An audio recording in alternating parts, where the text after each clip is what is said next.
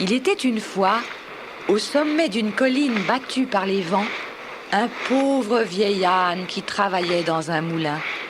Depuis des années, inlassablement, il transportait des sacs de blé et de farine.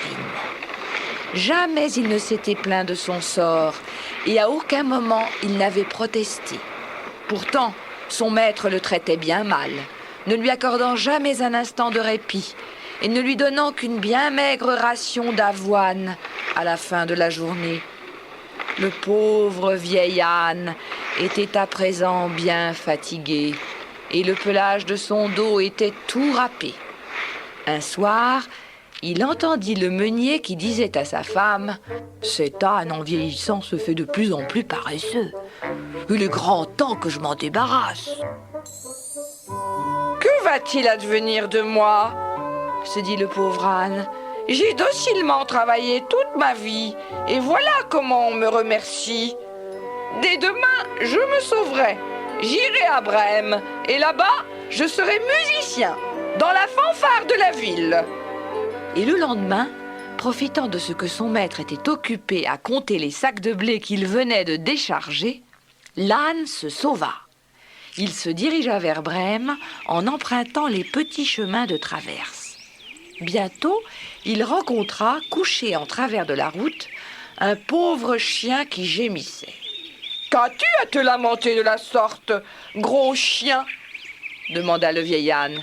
« Hélas, je suis bien vieux et chaque jour un peu plus faible.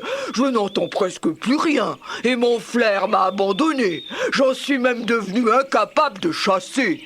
À cause de cela, mon maître a voulu se débarrasser de moi. Je me suis donc enfui, mais à présent, je n'ai plus ni gîte ni nourriture. Je n'ai plus qu'à me laisser mourir. »« Écoute, gros chien, » répliqua l'âne, « il ne sert à rien de gémir ainsi. Je me rends de ce pas dans la ville de Brême. Là-bas, je serai musicien et je ferai partie de la fanfare de la ville. Viens avec moi. Tu deviendras toi aussi musicien. Je jouerai de la lyre et tu frapperas les cymbales. L'enthousiasme de l'âne redonna confiance au vieux chien qui se redressa sur ses pattes. Les deux compagnons d'infortune se mirent ensemble en chemin. Après 3 tournants, ils trouvèrent, assis au bord d'un fossé, un chat qui faisait triste mine et longue figure, aussi longue et triste que 3 jours de pluie. « Eh bien, dit l'âne, que t'arrive-t-il, vieux matou ? Tu m'as l'air au bord du désespoir. » « On n'a guère envie de rire quand on craint pour sa peau, » répondit le chat. « Je vivais autrefois dans une confortable chaumière où j'étais choyé et où je passais mon temps à courir après les souris. Hélas, à présent, je suis vieux, mes dents sont toutes usées et j'ai perdu mon agilité. J'aime mieux ronronner derrière le poêle plutôt que de chasser. À cause de cela, ma maîtresse a voulu me noyer. J'ai réussi à m'échapper, mais à présent, me voilà sans logis et sans rien à manger. Je n'ai plus qu'à me laisser mourir. »« Cesse donc de te tourmenter de la sorte, vieux chat !» répliqua l'âne. « Le ciel ne te viendra pas en aide si tu restes là à te lamenter. Viens plutôt avec nous. Nous allons de ce pas dans la ville de Brême. Là-bas, nous serons musiciens et nous ferons partie de la fanfare de la ville. Si tu veux, tu deviendras musicien, toi aussi. Je jouerai de la lyre. Le gros chien frappera les cymbales et toi, tu joueras du violon. » Le chat se laissa vite convaincre par les 2 compères et les 3 amis se mirent ensemble en chemin. Ils arrivèrent bientôt devant une ferme. Au sommet du portail, un coq chantait à gorge déployée, mais d'une voix si désespérée que les 3 compagnons s'arrêtèrent. « Tu as bien failli nous percer le tympan, vieux coq !» lui dit l'âne en riant. « Que t'arrive-t-il donc pour hurler ainsi en plein milieu de la journée ?»« C'est que dimanche, ma maîtresse reçoit des invités je suis déjà bien en chair et que je commence à me faire vieux, elle a commandé à la cuisinière de me servir au souper. À la tombée du jour, on va me trancher la gorge. Je chante donc de toutes mes forces pendant que je le peux encore. Que restes-tu là à attendre que le sort s'abatte sur toi, vieux coq? s'écria le chien. Viens plutôt avec nous. Nous allons tous les trois de ce pas vers la ville de Brême, Poursuivit l'âne. Là-bas, nous serons musiciens et nous ferons partie de la fanfare de la ville. Je jouerai de la lyre, le gros chien frappera les cymbales, le chat jouera du violon, et toi, puisque tu as une si belle voix, tu chanteras. À ces mots, le coq se dit que tout valait mieux que la mort, et sans hésiter, il descendit de son perchoir. L'âne, le chien, le chat et le coq se mirent ensemble en chemin. Mais la route qui menait à Brême était encore bien longue, et la nuit tombait doucement. Les 4 compagnons arrivaient justement à la lisière d'une forêt lorsque le soleil disparut à l'horizon. Ils décidèrent de s'arrêter et d'attendre le lendemain matin pour reprendre leur route. L'âne et le chien se couchèrent sous un arbre. Le chat s'accommoda des branches. Quant au coq, il se percha à l'extrême pointe de l'arbre. De là-haut, il jeta un dernier coup d'œil sur les environs. C'est alors qu'il aperçut une lueur qui brillait au loin. Oui, mes amis, je vois au loin une lumière qui brille.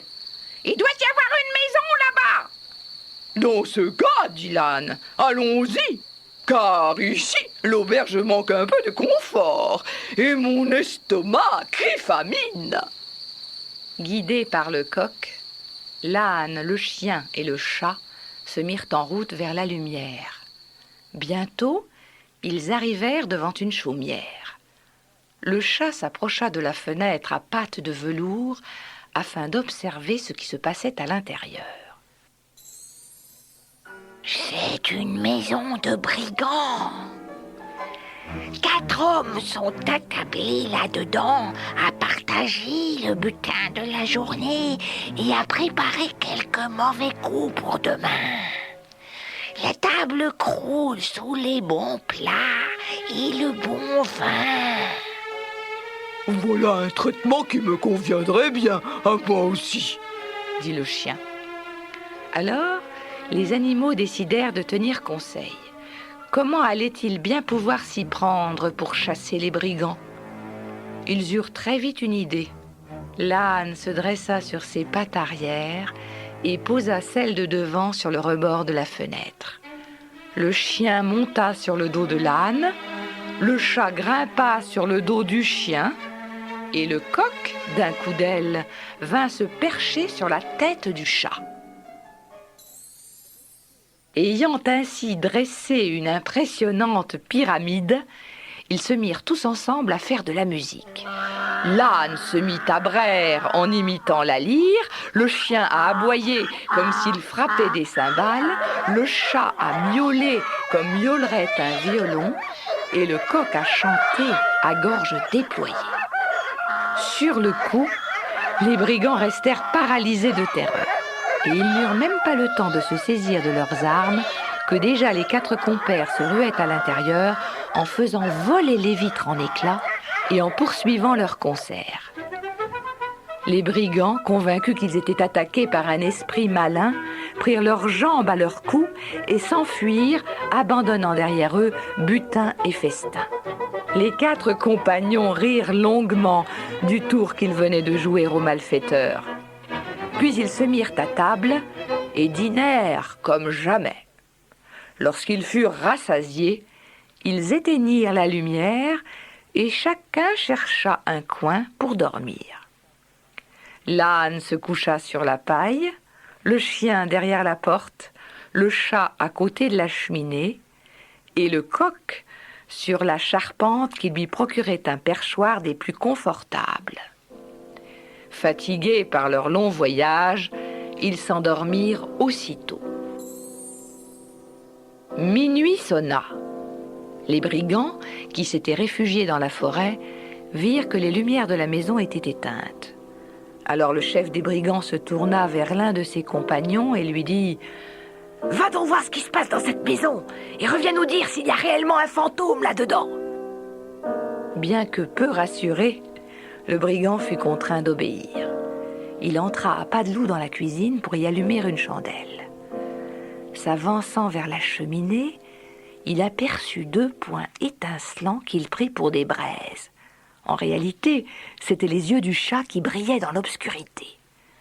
Le brigand approchait doucement sa chandelle lorsque soudain, le chat lui sauta au visage, toute griffe dehors, en crachant de fureur. Épouvanté, le brigand se mit à hurler. Il se retourna et voulut s'enfuir au plus vite. Mais en passant devant le tas de paille, l'âne qui avait été réveillé lança une bonne ruade à l'intrus. Le brigand atterrit devant la porte. Là, le chien l'attrapa au mollet et y planta ses crocs. C'est alors que le coq, réveillé par le vacarme, lança du haut de son perchoir un retentissant « Cocorico !»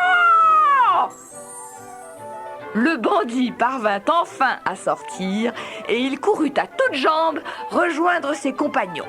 « Chef !» souffla-t-il, terrorisé. « Il y a dans la maison une terrible sorcière qui m'a craché au visage et m'a déchiré la figure avec ses doigts crochus. Dans un coin, il y a un monstre noir qui m'a asséné un coup de massue. Et devant la porte se tient un homme armé d'un couteau qui m'a lacéré la jambe. Enfin, tout en haut, sous le toit, siège le juge qui s'est mis à crier « Amenez-moi le malandrin !» Dieu sait que j'ai détalé pour leur échapper. Plus jamais les brigands ne se risquèrent dans la maison qu'ils croyaient hantée. Et les 4 musiciens de Brême se trouvèrent si bien logés qu'ils n'allèrent pas plus loin.